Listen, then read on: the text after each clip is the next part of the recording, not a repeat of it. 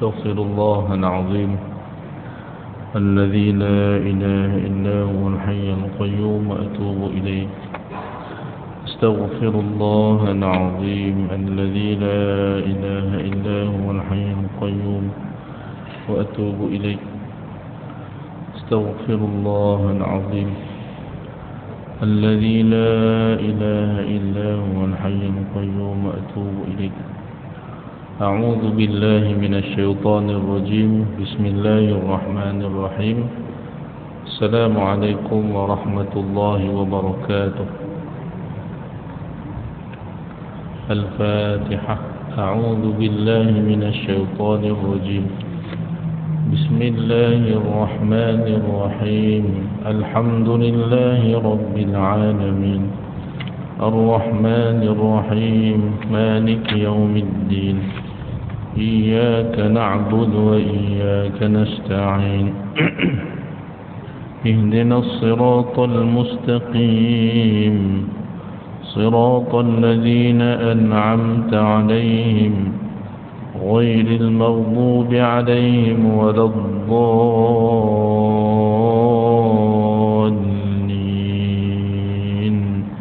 آمين. الحمد لله رب العالمين وأفضل الصلاة وأتمه التسليم على الحبيب الشافي سيدنا ونبينا محمد وعلى آله وأصحابه أجمعين.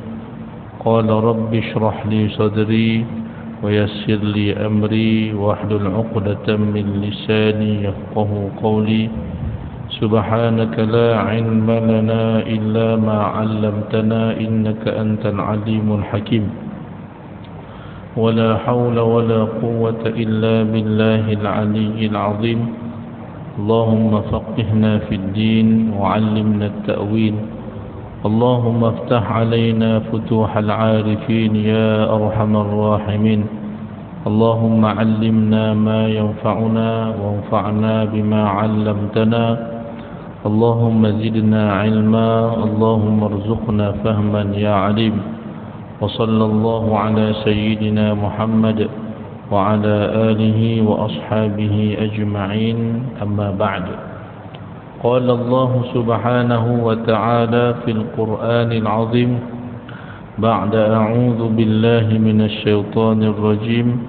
بسم الله الرحمن الرحيم. وما أرسلناك إلا رحمة للعالمين. صدق الله العظيم. الفضيلة Tuan Imam, Al-Afadilah, tuan-tuan guru, para alim ulama, pengurusi dan seluruh ahli jawatan kuasa Masjid At-Taqwa, muslimin, muslimat, hadirin, hadirat yang dirahmati dan dikasihi Allah Subhanahu wa taala sekalian. Alhamdulillah, pertama-tamanya bersyukur kita ke hadirat Allah Subhanahu wa taala kerana limpahan izin kurniaannya.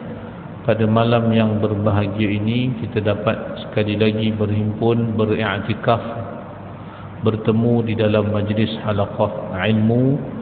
InsyaAllah mudah-mudahan majlis ini diberkati Allah Subhanahu wa ta'ala. InsyaAllah seperti biasa saya mengajak diri saya dan para jemaah sekalian untuk kita sama-sama berselawat terlebih dahulu kepada baginda Rasulullah sallallahu alaihi wasallam. إن الله وملائكته يصلون على النبي يا أيها الذين آمنوا صلوا عليه وسلموا تسليما اللهم صل على سيدنا محمد وعلى آل سيدنا محمد اللهم صل على سيدنا محمد وعلى آل سيدنا محمد اللهم صل على سيدنا محمد وعلى آل سيدنا محمد اللهم صل على سيدنا محمد وعلى آل سيدنا محمد اللهم صل على سيدنا محمد وعلى آل سيدنا محمد اللهم صل على سيدنا محمد وعلى آل سيدنا محمد اللهم صل على سيدنا محمد وعلى آل سيدنا محمد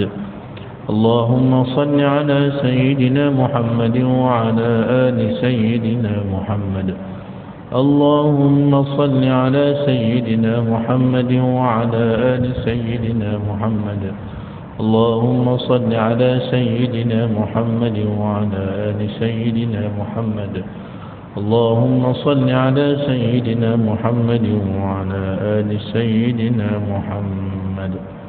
Alhamdulillah. Mudah-mudahan selawat yang dipanjatkan diterima Allah Subhanahu wa taala insya-Allah. Amin ya rabbal alamin. Menerusi kitab Rahiqul Makhtum karangan Asy-Syaikh Shafiyur Rahman Al-Mubarakfuri rahimahullahu taala wa nafa'ana Allah bi'ulumihi fid dharain amin. Yang ada kitab boleh buka muka surat 315. Muka surat 315 pada tajuk serangan balas. Pada peristiwa peperangan Badar Al-Kubra. Tuan-tuan muslimin, para jemaah yang dirahmati dan dikasihi Allah Subhanahu wa taala sekalian. Jadi kita telah sama-sama membincangkan bagaimana Rasulullah sallallahu alaihi wasallam dalam doa baginda sallallahu alaihi wasallam di dalam peperangan Badar Al-Kubra, bahkan doa yang bersungguh-sungguh yang dipanjatkan oleh Nabi sallallahu alaihi wasallam sehingga Allah Subhanahu wa taala menolong dan menurunkan bantuan daripada sisinya. Jadi tuan-tuan muslimin, para jemaah sekalian, Nabi sallallahu alaihi wasallam disebutkan turun wahyu Allah Subhanahu wa taala, iz tastaghithuna rabbakum fastajaba lakum anni mumiddukum bi alfin minal malaikati murdifin. Yang maksudnya, ingatlah ketika kamu memohon pertolongan kepada Tuhan kamu, lalu ia perkenankan permohonan kamu dengan firman-Nya, sesungguhnya aku akan membantu kamu dengan 1000 bala tentera daripada malaikat yang datang berturut-turut. Dan yang dimaksudkan dengan datang berturut-turut itu ialah kedatangan mereka menyusul sekumpulan demi sekumpulan. Mereka tidak datang serentak ataupun tidak datang secara sekaligus. Maka disebutkan Rasulullah sallallahu alaihi wasallam pun pakai baju besi keluar daripada pintu bangsal baginda sallallahu alaihi wasallam sambil melompat seraya berkata, sayuhzamul jam'u wa yuwalluna ad-dubur, yang bermaksud kumpulan mereka yang bersatu itu tetap akan dikalahkan dan mereka pula akan berpaling lari. Dan Rasulullah sallallahu alaihi wasallam, Nabi sallallahu alaihi wasallam mengobarkan semangat perjuangan kepada sahabat-sahabat. Jadi antaranya kisah Umair bin Al-Hammam radhiyallahu anhu. Tak kala mana Rasulullah sallallahu alaihi wasallam mengobarkan semangat berjuang dengan sabda baginda sallallahu alaihi wasallam, demi jiwa Muhammad yang berada dalam kekuasaannya, tidak seorang pun yang memerangi mereka pada hari ini kemudian terkorban dalam keadaan yang sabar mengharapkan keridhaan Allah Subhanahu wa taala dan mara tidak berundur, melainkan pasti Allah Subhanahu wa taala akan memasukkannya ke dalam syurga. Baginda Rasul sallallahu alaihi wasallam menyebutkan lagi, wasari'u, Nabi sallallahu alaihi wasallam bersabda, bersegeralah berjuang untuk menuju ke syurga yang luasnya seluas langit dan bumi. Ini kata-kata semangat yang dilontarkan oleh Nabi sallallahu alaihi wasallam dalam peperangan Badar Al-Kubra. Nabi SAW bukan sekadar memberikan semangat, bahkan Nabi SAW menjanjikan kepada sahabat ini yang berjuang, ikhlas berjuang mencari redha Allah Subhanahu wa taala, syahid, ianya dijanjikan syurga Allah Subhanahu wa taala. Dan hebatnya sahabat-sahabat ni, mereka sangat yakin dengan janji Rasulullah sallallahu alaihi wasallam. Apa yang disebutkan Nabi ini, mereka bersungguh-sungguh. Antaranya Sayyidina Umair bin Al-Hammam, sebagaimana yang telah kita ceritakan, beliau menyebutkan bah yang bermaksud eloklah. Lantas Rasulullah sallallahu alaihi wasallam pun bertanya kepada beliau, Nabi SAW bertanya, mengapa kamu berkata begitu? Jawabnya, oh tidak ya Rasulullah, demi Allah saya mengatakan begitu kerana terlalu mengharap saya termasuk daripada kalangan ahli syurga Allah subhanahu wa ta'ala. Jadi sungguh-sungguh dia mengharapkan agar yang dimaksudkan oleh Nabi SAW itu dia sallallahu alaihi wasallam. Jadi memang luar biasa keimanan sahabat-sahabat, sebagaimana yang mereka tunjukkan. Bukan sekadar mereka mendengar, bukan sekadar kata-kata. Bahkan lepas itu Nabi sallallahu alaihi wasallam kata kepada beliau, memang kamu termasuk daripada kalangan ahli syurga Allah. Janji Nabi. Bila disebut dia sangat mengharap jadi ahli syurga, Nabi sallallahu alaihi wasallam terus menyebutkan kepada beliau, fa innaka min ahliha. Memang sesungguhnya engkau adalah daripada kalangan ahli syurga Allah subhanahu wa ta'ala. Jadi bila Nabi SAW doa, sememangnya doa yang mustajab daripada baginda Rasul sallallahu alaihi wasallam. Sehingga kan Sayyidina Umair bin Al-Hammam radhiyallahu anhu mengeluarkan beberapa biji kurma untuk dimakan. Ini nak kata bukan semata-mata teori, bukan dengar aje, tetapi dalam pada masa yang sama beliau ni memang betul-betul sungguh-sungguh, praktikal sekali lah. Kita kadang-kadang dengar aje, suka mengharapkan, tapi yang tang praktikal tu, tang suruh beramal tu nampak kurang kan. Tapi dengar tu insya-Allah semangat dengar. Nak beramal tu semangat. Tapi time nak beramal tu, time tu teruji tu, betul-betul ke kita ni mengharapkan sebagaimana yang disabdakan oleh Nabi SAW. Tapi sahabat, dia bukan sekadar didengar, disebut sungguh-sungguh nak, tapi dia tunjukkan. Sebagaimana yang ditunjukkan oleh Sayyidina Umair, dia keluarkan beberapa biji kurma untuk dimakan. Tapi selepas itu dia berkata, kalaulah aku masih hidup untuk makan buah kurma ini, tentunya terasa panjang sangat hidup ni. Walaupun cuma makan biji kurma, itu bukanlah hukumnya haram, tetapi dia terasakan bahawasanya ada sesuatu yang lebih utama daripada itu. Subhanallah, perjuangannya syurga Allah subhanahu wa ta'ala. Padahal hidup ni, subhanallah tuan-tuan, kalau setakat makan kurma ni tak adalah sampai berdosa, tak adalah sampai benda yang dimurkai Allah, tak ada. Makan hukumnya harus. Bahkan kalau makan kerana ikut sunnah Nabi SAW, dapat pahala lagi. Subhanallah. Tapi dia merasakan makan tu terasa panjang hidupnya.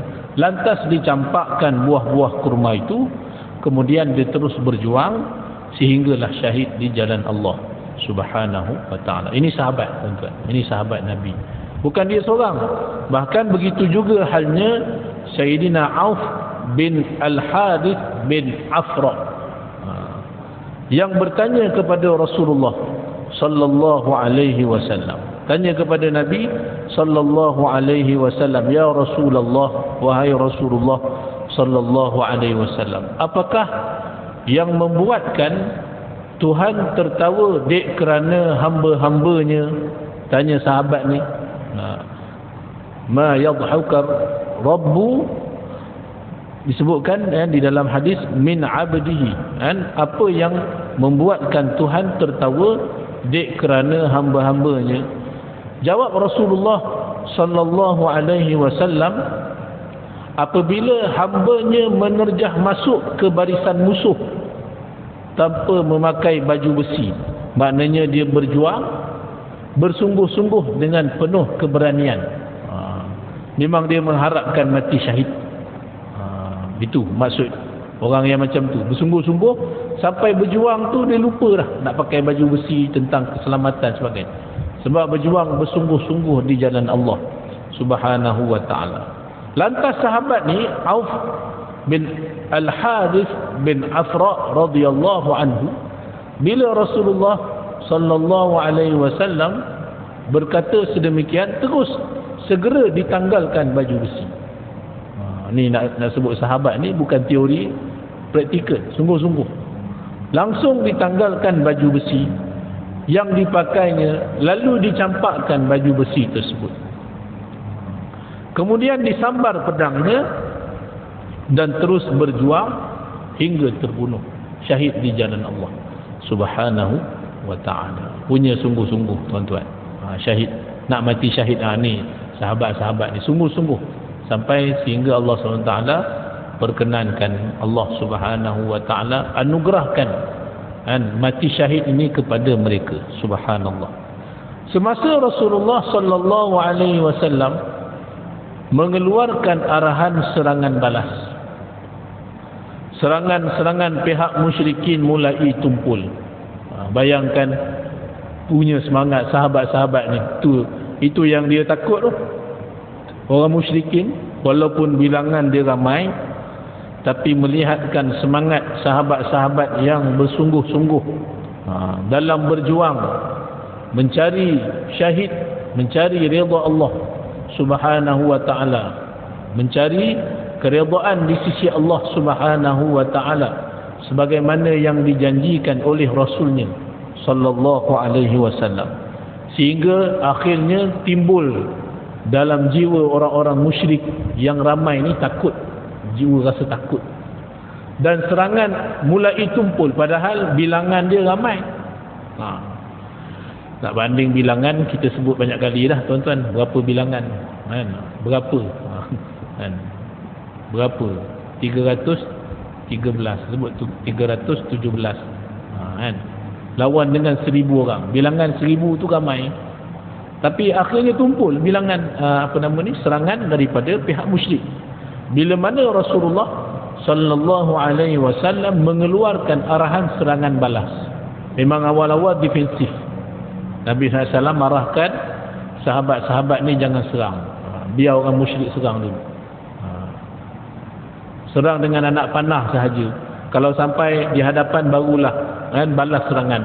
Tapi sehingga Nabi SAW selesai doa kepada Allah, turun wahyu Allah, Nabi SAW pun kobarkan semangat. Nabi SAW pun mengeluarkan arahan serangan balas. Serangan balas.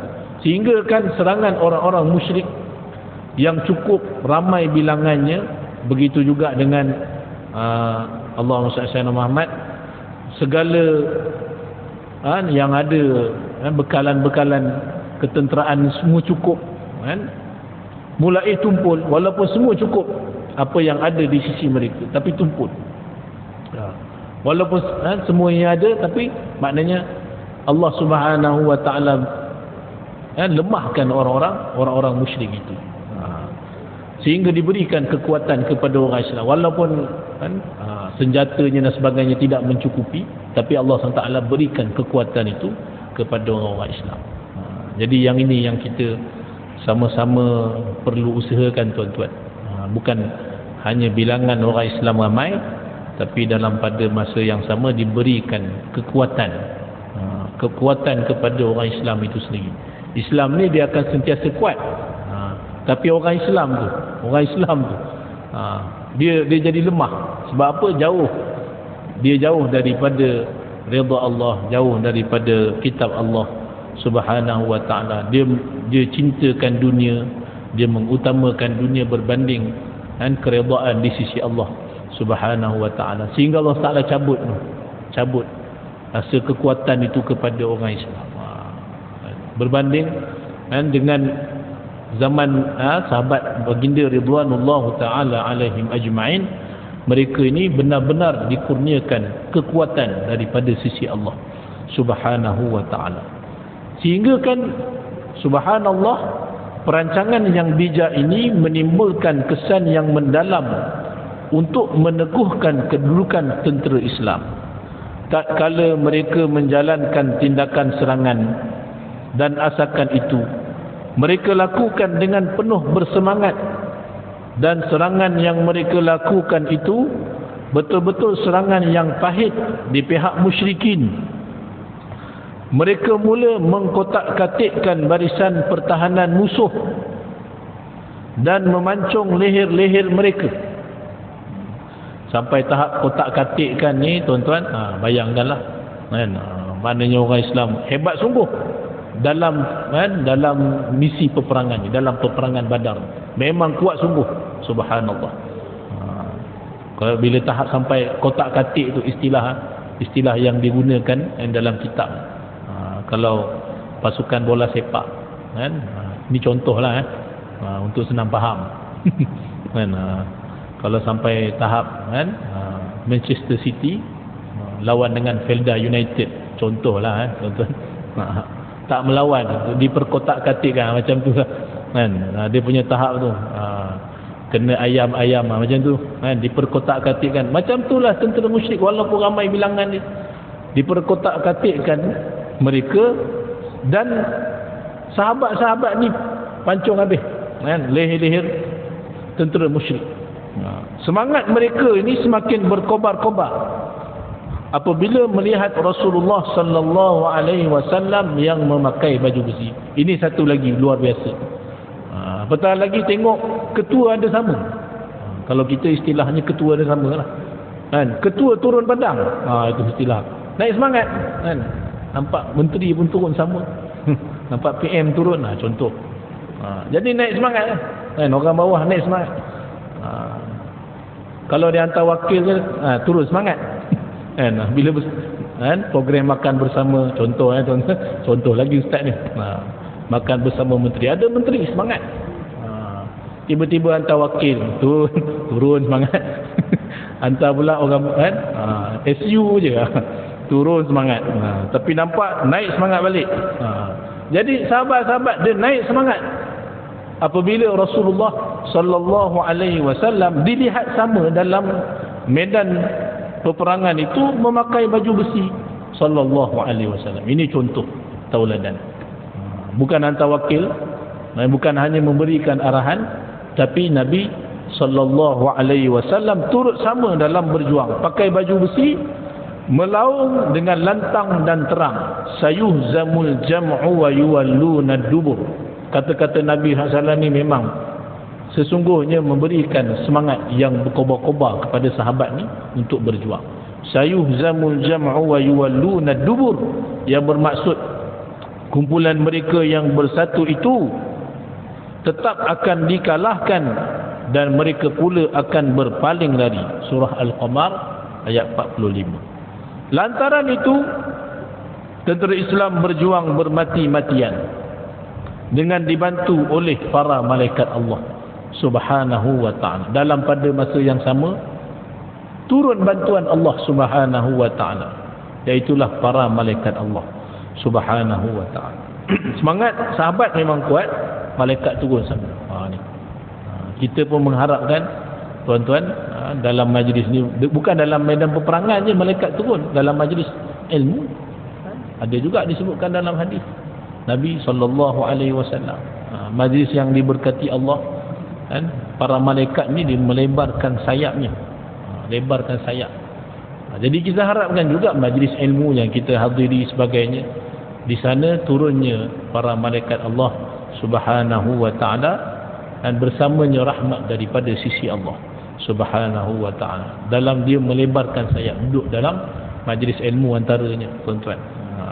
Dalam sirah ini maknanya malaikat tu turun bantu sahabat-sahabat.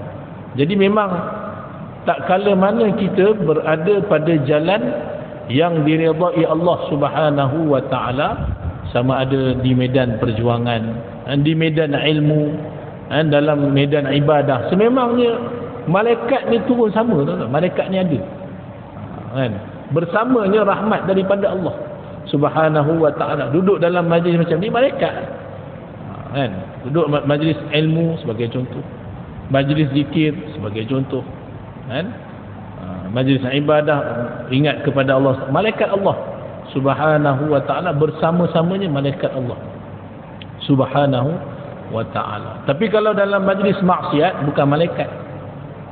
Dia cerita orang musyrik, bersama dengan dia iblis. Iblis join sama, tapi bersama dengan orang-orang musyrik. Syaitan bersama dengan orang-orang musyrik. Adapun di sisi orang-orang Islam, bersama mereka iaitulah malaikat-malaikat Allah Subhanahu wa ta'ala. Turun bersama, berjuang dengan sahabat-sahabat Nabi ridwanullahu ta'ala alaihim ajma'in. Dalam satu riwayat oleh Ibnu Sa'ad daripada Ikrimah menyebutkan, Ikrimah iaitulah anak Abu Jahal, Ikrimah bin Abi Jahal. Dia masa dalam peperangan Badar masih lagi berpihak dengan orang-orang musyrik. Dia yang cerita ni. Tapi selepas daripada peristiwa Fathu Makkah, dia masuk Islam radhiyallahu anhu, Ikrimah bin Abi Jahal. Tapi dalam peperangan Badar ni dia bersama dengan orang musyrik. Dia yang ceritakan, disebutkan Ikrimah menyebutkan pada hari itu ada kepala orang Quraisy yang gugur tanpa diketahui siapa yang memenggalnya, dan ada tangan yang terpelanting tanpa diketahui siapa yang mencantasnya. Subhanallah. Ikrimah sendiri tengok, sebab dia bersama dengan pasukan tentera musyrik. Tengah-tengah perang ada rakan-rakan dia daripada kalangan orang musyrik.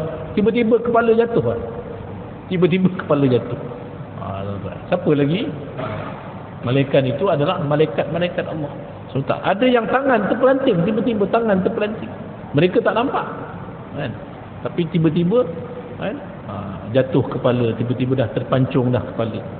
Itu yang diceritakan oleh Sayyidina Ikrimah semasa dia dalam peperangan Badar dan bersama dengan orang-orang musyrik. Ibnu Abbas radhiyallahu anhuma, begitu juga dengan Ibnu Abbas Abdullah bin Abbas radhiyallahu anhuma berkata, ketika seorang lelaki daripada kalangan tentera Islam mengasak hebat seorang lelaki musyrik di hadapannya, disebutkan ada daripada kalangan tentera Islam tengah mengasak tentera musyrik. Tiba-tiba dia terdengar bunyi pukulan rotan di atasnya. Dengar bunyi, bunyi seakan-akan bunyi pukulan rotan dekat atas kepala ni. Serta suara seorang pahlawan yang berkata, "Ayuh maju, hai Haizum." Dengar suara pula kat kepala, tapi tak nampak orang. Kemudian dilihatnya orang musyrik yang berada di hadapan dia tadi. Kemudian dia lelaki Ansar datang kepada Rasulullah sallallahu alaihi wasallam menceritakan apa yang disaksikannya. Lantas baginda Rasulullah sallallahu alaihi wasallam bersabda, "Sadaqta." Nabi sallallahu alaihi wasallam menyebutkan, Nabi sallallahu alaihi wasallam bersabda, "Kamu benar. Dzalika min madadis samaa'i salisa."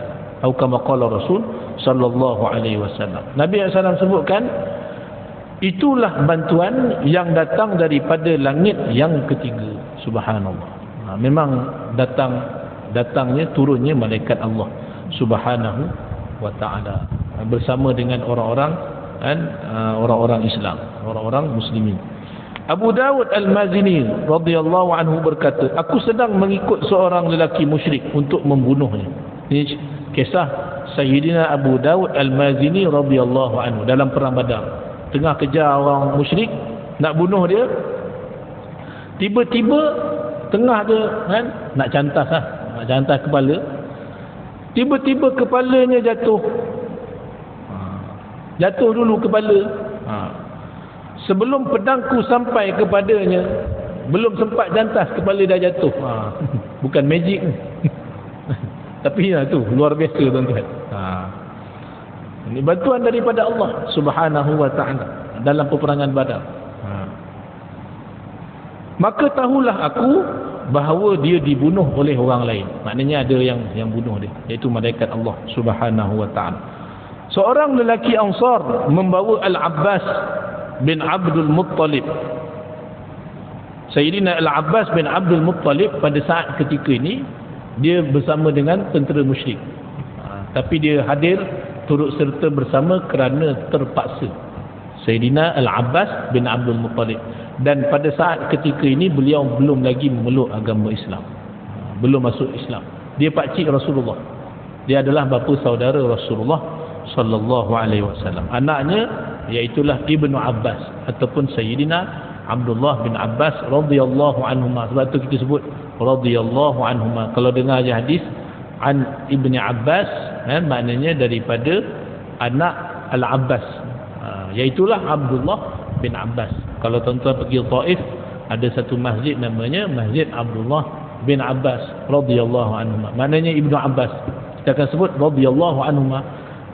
Al-Abbas adalah bapa saudara Rasulullah SAW.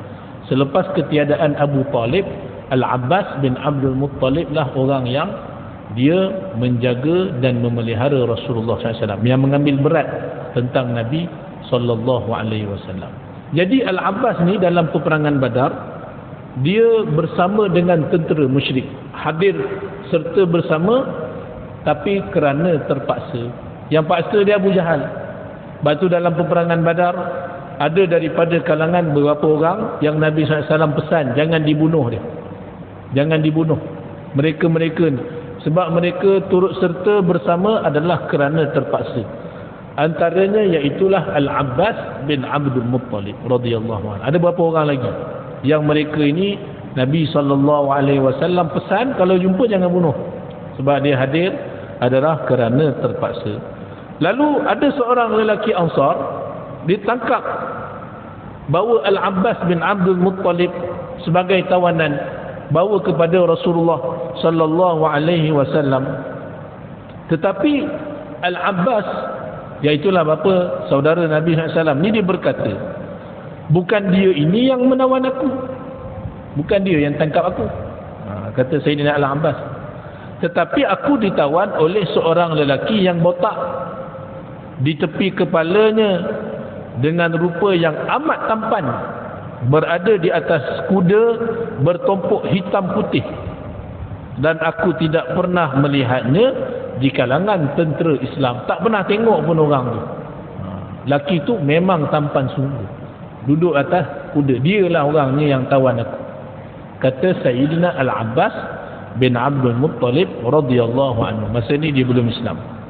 Lalu orang Ansar itu berkata, sebab dia yang bawa kepada Nabi SAW, dia sebut kepada Rasulullah sallallahu alaihi wasallam, sayalah yang menawannya wahai Rasulullah sallallahu alaihi wasallam, seolah-olah menafikan apa yang disebutkan oleh Al-Abbas. Tapi Al-Abbas kata bukan dia yang tawan aku, yang tawan aku sekian-sekian, tak pernah tengok pun orang, duduk atas kuda, tampan orangnya, tak pernah tengok pun daripada kalangan tentera Islam. Apabila sahabat ni dia kata macam tu daripada kalangan Ansar, sayalah menawannya wahai Rasulullah SAW, dia menawa dia yang menawan Sayyidina Al-Abbas radhiyallahu anhu. Lalu baginda Rasulullah sallallahu alaihi wasallam bersabda, uskut, uskut, diamlah kamu. Kamu telah ditolong oleh Allah Subhanahu wa taala melalui seorang malaikat yang mulia. Subhanallah, bimalakin karim. Dalam matan hadis disebut bimalakin karim, dengan seorang malaikat yang mulia. Memang betul apa yang disebutkan oleh Al-Abbas bin Abdul Muttalib. Yang tawan dia itu orang lain, maknanya malaikat. Itulah di antara kisah-kisah yang disebutkan berkenaan tentang bantuan daripada Allah Subhanahu wa taala. Ini sungguh luar biasa tuan-tuan, sungguh luar biasa. Peperangan yang penuh dengan rahmat daripada Allah Subhanahu wa taala. Allah Taala turunkan limpahan rahmatnya kepada tentera muslim, tentera Islam. Apabila perjuangan itu adalah berlandaskan keredaan, semata-mata mencari keredaan Allah Subhanahu wa taala, maka di sana datangnya bantuan daripada Allah SWT. Demikian juga kita apabila dalam apa sahajalah gerak-geri perjuangan kita, sama ada kita tidaklah berada dalam medan perjuangan, berjuang dengan senjata, bukan. Kita ada perjuangan kita dalam urusan yang lain, sebagai contoh berada kita dalam perjuangan ilmu, nak datang ni pun berjuang juga, tapi pastikan setiap apa yang kita lakukan itu adalah semata-mata kerana mencari redha Allah SWT. Bila ikhlas, tulus ikhlas mencari keredaan Allah Subhanahu wa ta'ala, padanya insya-Allah datangnya rahmat Allah Subhanahu wa ta'ala. Bahkan bantuan, pertolongan daripada sisinya. Walaupun susah mana pun dalam usaha kita menjalankan urusan itu. Rasa susah, tapi bila mana dilaksanakan, dibuat itu kerana Allah Subhanahu wa ta'ala, insya-Allah adanya bantuan daripada Allah Subhanahu wa ta'ala. Pasti ada bantuan daripada Allah Subhanahu wa ta'ala. Bila mana apa yang kita usahakan itu benar-benar ianya dilakukan semata-mata kerana Allah SWT. Tapi yang ini yang perlu kita usahakan, tuan-tuan. Sebab kadang-kadang dalam nak melaksanakan ibadah pun kadang-kadang diuji, kan? Nak buat misi korban sebagai contoh, diuji juga. Ada buat bukan kerana mencari redha Allah, sebagai contoh, kan? Nak buat apa-apa lah urusan, buat haji ke, buat umrah ke, kadang-kadang ada yang terpesong. Sebab tu kena selalu ingat, kan, buat dialah kerana Allah, duduk majlis ilmu kerana Allah, datang masjid kerana Allah, nak sedekah kerana Allah, zakat kerana Allah. Semua pastikan yang dibuat tu semata-mata kerana mencari redha Allah. InsyaAllah padanya ada rahmat Allah, pertolongan daripada sisinya, mudah-mudahan. Sebagaimana yang Allah Ta'ala anugerahkan kepada sahabat-sahabat Nabi ridwanullahu ta'ala alaihim ajma'in. Saya kira cukuplah sekadar itu dahulu.